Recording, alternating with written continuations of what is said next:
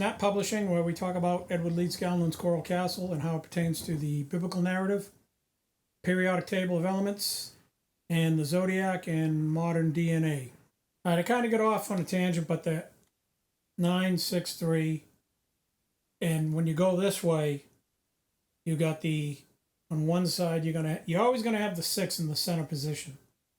Okay, so if the 6 is always in the center, your 9's always going to be, or the larger number will be at the top. So the 7 would be at the top, and the 5 would be at the bottom. All right. So one way you see it, it's 963, and the other way you see it, it's going to be 7, 6, 5, and that's because the 3 and the 5 are connected. And if you notice, your sugar phosphate backbone of your DNA have that pattern. Okay, you got the 3 and the 5 on the sides of the DNA. And they're always alternate, 3, 5, 3, 5, 3, 5. So you'll notice this pattern showing up and revealing itself over and over again in different ways. Anyway, I just wanted to throw that one out there. Let's move on. Genesis 5:2 is where God called both Adam and Eve Adam. That's a very important scripture. Genesis 5:2, chapter 5, verse 2. You notice God called both Adam and Eve Adam. Okay, and that's where marital surnames come from. They take the man's name, but there's a significance behind that goes over a lot of people's heads, and it's attributed to all the patriarchy. That's not what that's talking about. If you follow the very fine minutia of the Word of God, it's saying that male alpha dominance and female alpha dominance are the same thing. Has nothing to do with matriarchy, patriarchy. Nothing to do with, very little to do with what's between your legs. So I don't want to go off on a tangent. I just wanted to throw that out there. Okay, I'm going to back up a little and talk about the Peleg thing. Peleg's brother was Joktan or Yoktan. Now, what they represent is when your legs are like this. Whose legs were like this? Because Jesus are like this. And this is what I was talking about in one of my earlier videos about the fatal funnel, the funnel of uncertainty that Andrew Bustamante talks about. Okay, what the movie actor Terrence Howard calls the pinch point. And that's the waistline of an hourglass, okay?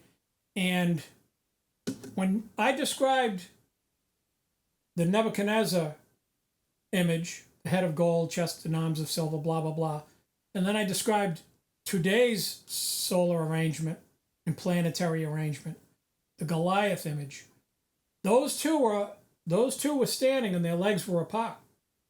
Okay? When we went through that hourglass, now the legs are crossed. So that shows you that there was a bifurcation and now there's the reunion. Okay? So keep that in mind because that's going to come up a couple more times in this work that I'm working on here that you're now a part of. But one other interesting thing about Cancer is the 6 and the 9. What that comes from. That's actually canker. If you 2 Timothy chapter 2 verse 17, it's essentially cancer. So it's basically the fungus among us is what I like to call it. It gets into Hymenaeus and Philetus. Hymenaeus, it's obviously a hymen. That's Eve. And Philetus, that's Adam. And you say, what makes you so sure? Anytime you run into these characters, like it comes up again before in the Old Testament, it was Dathan and Abihu that resisted Moses. They're the same thing. It's the 1 or the 0, Adam, the Eve, the God, the devil. Okay? And we're always stuck in between these two. So that's where the Eliab comes up. So you got Hymenaeus and Philetus, Dathan and Abiram. And then there was this guy Eliab. Well, Eliab is AB, like Absalom, why his name was repeated twice by David. Absalom, Absalom, he was grieving for his son. Okay, Absalom and Abimelech, that AB is somebody who's double-minded. It says double-minded people are unstable in all their ways. So that's the person trapped in between. They don't know which way to go in life. They're not their own person. Okay, that's why I say these people that are calling, oh, beta, Jesse, can't think of Jesse's last name, talk show host, but he's literally saying a young man who's a beta or a young woman, they're following other people's dreams. They're spending their money. They're not saving their money or making their own money. Okay, so they're betas. It's literally what the British call a wanker or a whacker. That's somebody who's a masturbator. They're like unstable in all their ways. So when you see these things in the Bible, these are these letter etymology things that they kept coming up. Why Absalom? Why Abimelech? This AB combination. I'm like, well, there's something there, and it's pretty obvious. You got alpha particles, you got beta particles. Look at alpha particles, and your brain waves, by the way, are called alpha waves. Okay, and they also have beta waves and what were the other ones? Gamma or something? But when you go through your sleep patterns, you have these different waves. So where do you think that stuff comes from? It carried over from the old system. It didn't come from Caltech. It didn't come from Harvard and all these places. No, it had humble beginnings. And they go right back to the Bible, that modern science and modern academia say, oh, the Bible's all crazy. It's a coloring book for gun-toting maniacs. No, it's not. It's a scientific book. It's very scientific once you know what to look for. We already covered the 33 and the 3 being connected to the 5. And both of those exist at the feet, the roots. It's either the root chakra, which are your feet, the iron and clay mixed, or it's your groin. It's outside the temple in the outer court. It doesn't belong inside the temple. It doesn't belong in between your heart and your brain. So where these esoteric people say, oh, as above, so below. Wrong. So you're saying, oh, I can go down in the crushing depths of the ocean. I don't need a wetsuit, don't need a helmet. Really? As above, so below. I can hang out where submarines are and blue whales go and giant squid. As above, so below. Whatever's on the surface of the water, same thing on the bottom. No problem. Wrong. Oh, my lineman's up working on the power line. I'm the apprentice on the ground. When he comes down, I'll just tell him, hey, as above, so below. Yeah, and get a hammer off the hard hat. How about an iron worker? He's got groundmen on the ground. Oh, it's the same up there as it is down here. That's why when I was an apprentice, I'd say, yeah, it's a beautiful day, huh? The lineman would look at me and go, really? It's like 0 degrees up there, dummy. The wind's blowing at a steady 40. Okay? Down here, it might be 30. It's 0 up there because of the wind chill. There's a difference between 40 feet above the ground, believe it or not. And then you get up 80 feet, it's even worse. As above, so below. Really? You want to get a hammer off your hard hat as an apprentice? Start using that quote. I don't want to go off on a tangent. I already have, but you got that for free. It didn't cost you any extra. But those kind of sayings that get thrown around, they get me steam coming out of my ears for a good reason, because they don't make any sense when you put them in practical terms. Like, what do you call it? Evolution, the way they teach it, it's hogwash. You mean to tell me the Ford factory, the modern Ford factory, Henry Ford himself, all modern cars and old cars like the Model T, they came from the lug nuts?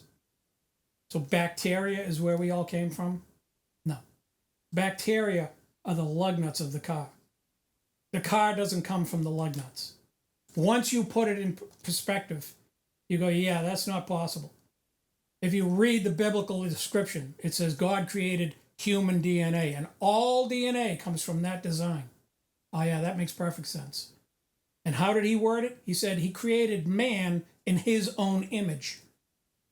Okay, that's talking about modern DNA genetics. Not this, oh yeah, we came from monkeys and fish became reptiles and reptiles became monkeys. What? What are you, nuts? As above, so below. Pretty soon you sound like, Paul, you want a cracker? Come on, guys, wake up. Get at the real world here. My Ford F-350 Power Stroke didn't come from the lug nuts, okay? It came from Henry Ford and engineering and advanced concepts. God DNA, Dan I-L. All right, it's all in the Bible. And they turn around, mock the Bible, which is way out ahead of everybody. It predicted modern cloning. And that's the reason people mock the Bible.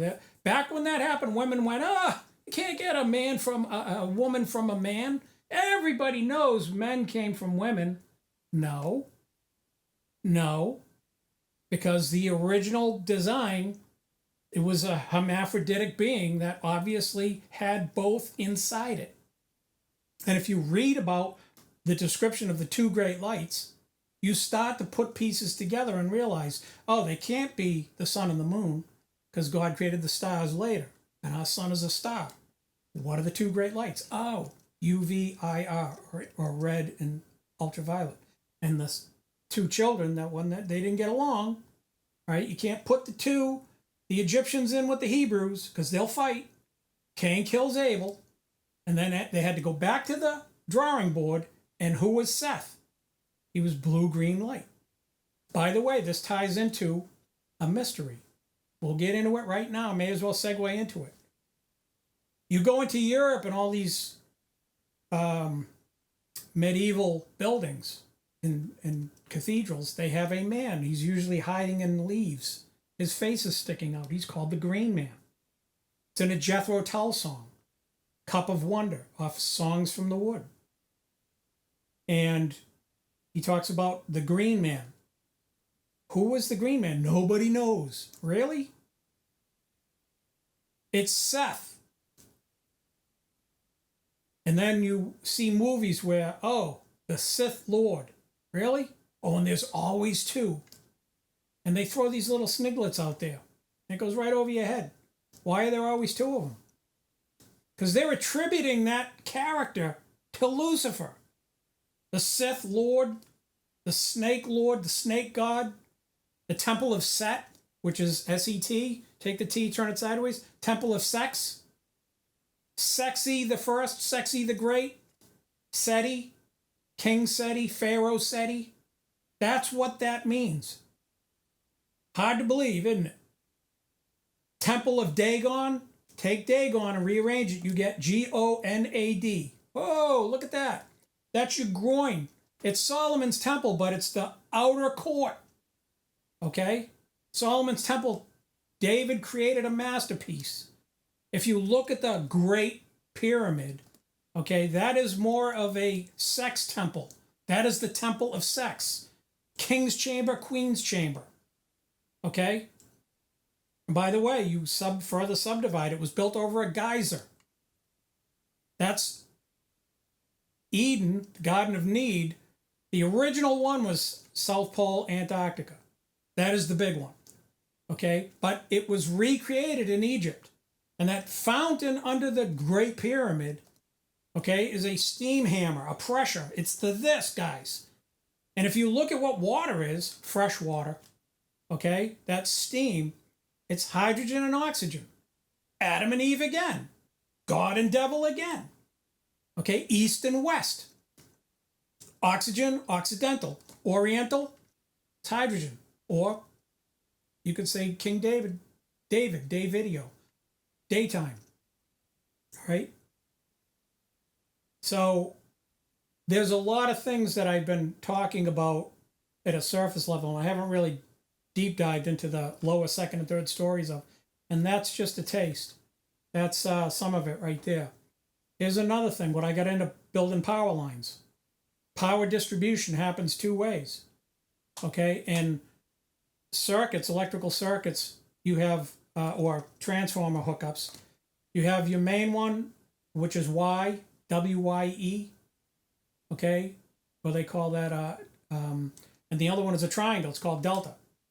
And this one's called star, delta star. And notice they don't get into, it's a Y, right?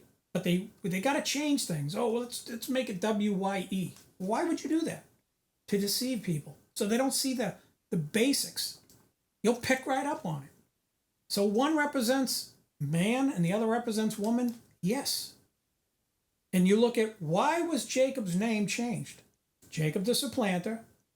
That's Lucifer before the fall, being a little trickster. Okay, then he pisses his brother off and he has to flee. That's the fall of Lucifer. Okay, so but he matures and he grows up. So he becomes Jacob. So he goes from the J to the Y to the Israel to the I. That's going from the 3 to the 6 to the 9. And that happens through carbon. It doesn't happen through hydrogen. You got to get rid of the hydrogen. You got to get rid of your hate. And Haman the Agagite, perfect example in the book of Esther. H-A man is hate man. And he built a gallows to take out Mordecai. Moral decay, more decay, AI, sound familiar? That's carbon. All right? So this hatred of man and woman was out to get this guy. Who do you think that could represent? Right? And then he built the gallows and ended up, the king hung him in his own gallows. So once you realize, oh, you never really leave the temple center line, do you? Or this. No, you're always there, man. It's not hard, man. Once you break it down biblically, using the periodic table, zodiac, in your own language, and then you understand DNA, you got the two backbones, the sugar phosphate backbone, Simon Peter, sugar phosphate, Saul to Paul, sugar phosphate, Sadducees, Pharisees, sugar phosphate, porch of the temple, P-O-R-C-H. Guys, you can go on and on and on endlessly. Okay, once you realize, wow, that's how it works. Yes, that's how it works. It's easy beans. Job, where is the way where light dwelleth? As for darkness, where is the place thereof? Right back to the place thereof. Okay, where is the way where light dwelleth? As for darkness, where is the place?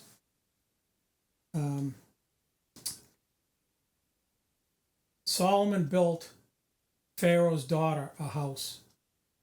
He built a temple, and then he built Pharaoh's daughter. PD. That's another PD, right? It's not an SP, sugar phosphate. It's a PD. That's period. Okay? It's talking about groups and periods. Now, I might have it wrong. I might have been saying periods this way. I get things mixed up sometimes, so bear with me. But your lines this way and your lines this way. One are groups, the other are periods. The periodic order is the home that Solomon built for Pharaoh's daughter. Right? And he also built the house of the cedars of Lebanon. Right? And I can get into that another time. We'll dive into that stuff at a later date. Yeah, the scripture references for toil and spin. You can find some of it in Song of Songs, Song of Solomon, chapter 2, verse 1, and chapter 2, verse 9, and chapter 4, verse 5, and chapter 8, verse 14. I want to talk about something very interesting. If you go Sam Shamoun, S-H-A-M-O-U-N, he's an excellent linguist, understands Aramaic, Hebrew, different Arabic languages, scholar in Judaism, Christianity, and Islam, knows the Quran like the back of his hand. I believe he's Syrian, don't quote me on that. I love his work. He's amazing to listen to. He got into a discussion with a man February 26, 2024. The title of this was, Two Muslims Admit Islam Says Satan Sleeps in Our Noses, parentheses, debate. What this is talking about, and I'm surprised, I was sitting with bated breath waiting for Sam to dispense ancient wisdom, but he didn't even know the answer. So he was kind of being disrespectful and mocking somebody, which he's so good at understanding the Quran. He can run circles around people. And this guy is amazing. And I was that way at one point with scripture and Christianity, and I realized I had to take some steps back because that's a dangerous place to be. You start getting disrespectful to people. And I still do it to this day. But I was waiting for him to say, the Muslim man didn't understand why he was doing the ritual of flushing his nose out. The Muslims, every day, they have to bow to Mecca, face a certain direction and bow, and then flush their nose. These are the 2 requirements. It's like 2, maybe 3, every morning. And he said, well, the Prophet Muhammad requires it. He says, yes, but why? And he had to think for a minute. And he said, oh, because Satan lives in our nose. And Sam said, you see how ridiculous your old religion is? And I was like, I got to talk to old Sam. Sam, if you're out there, that Arabic tradition precedes and predates Islam by a long shot. Islam technically has been around as long as Judaism because of Esau, and before Esau it was Hagar's son, Ishmael. That is where modern Islam got its roots. But as you know, I'm not teaching you anything new, but the traditions of that culture are very old, and they may seem ass backwards sometimes, but this tradition is because, see this right here, that's your pyramid. That little triangle is more like a tetrahedron than an octahedron. But you breathe in, you breathe out. That is what the Great Pyramid, quote unquote great, used to do. That geyser, when it was blowing, was the geyser blowing all the crap out of the pyramid. And these ancient Arab people witnessed that. And that is described in Leviathan, in Job. They said his breakings caused people to pray to God. Because they're saying it's a type of stumbling upon a big crocodile or gator.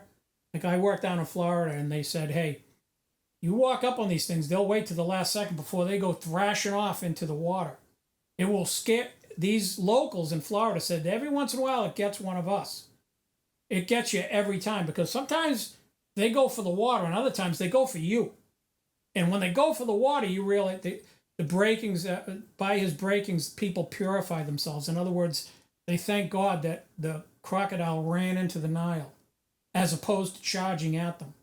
Because it would have ended different had the croc decided to go at them, or the alligator. It's saying that when these people witnessed the Great Pyramid blowing the snot out of its nose, right? They were like, wow. Could you imagine a building that big under pressure blowing its stack? Okay? That is where that tradition comes from. I'm telling you right now, no Muslim may understand this because it's so old. When we went through the funnel of uncertainty, everyone forgot these old traditions and what they meant. That is what that comes from. I will guarantee it. I'll bet money on it. I'll put $1,000 down. If I'm wrong, I'll give somebody $1,000 if they can prove me wrong. But Muhammad was repeating something that was preceded him. It really doesn't have anything to do with the Quran. It has to do with an ancient tradition of seeing that building blow and the noise that it made. Now, it's also described as cooing like a dove. In between these eruption phases and the air rushing out with the steam and then the air going back in, and God only knows the noise that it made then. And by the way, all the things up in the king's chamber, these stones used to go up and down. Right? That was like playing a woodwind instrument. So that building might have actually played a tune. It might have acted like any instrument would have. So I just want to throw that out there, not charging any extra, but this is going to segue into something very interesting. Okay? The space-time spin toil is also possibly, in my humble opinion, and I believe I'm right. Who is Satoshi Nakamoto? You're going to like this one. SN is north-south. Nakamoto, Satoshi. And it's, you say Nakamoto. Now, a lot of these words have roots in Japanese. Not Naka. Okay? That's a naga. A naga is a serpent. I already talked about it in a TikTok video about the Sumerian handbags. And there's a picture of one in Central America or whatever. The guy's holding the bag and he's inside the mouth of a big serpent. That's a naga. A naga is the left side of the periodic table.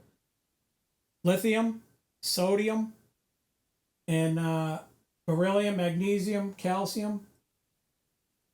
Na, naga. And I talked to you also, I mentioned about who holds up the planet on his shoulders. Atlas. That spells a salt. Salt is holding things up. This gets into the staves that the Levite priests carried the ark. Once you realize this, you go, bam, could have had a V8. Yeah. So anyway, let's get into Satoshi Nakamoto. Moto in Japanese is the symbol for pi with the line over the top of it. Oshi in Japanese means idol. Now don't forget, Pharaoh said, ye are idle, ye are idle. Idle hands are the workshop of the devil. In Exodus 5:17. Sat, as in Satoshi, is Sat plus Oshi. Sat, I believe, is Saturn or Satan. You're saying the same thing. And notice it's Satoshi. So now you have the ST encoded in that one part of his name. You're back to the spin and toil, and you're back to the what? Space and time. Moto in English is what they call a word-forming element, meaning motion or motor. From the Latin word modus, past participle of move or to move. All right, thanks for tuning in. Don't forget to hit like and subscribe, and check out the links in the description.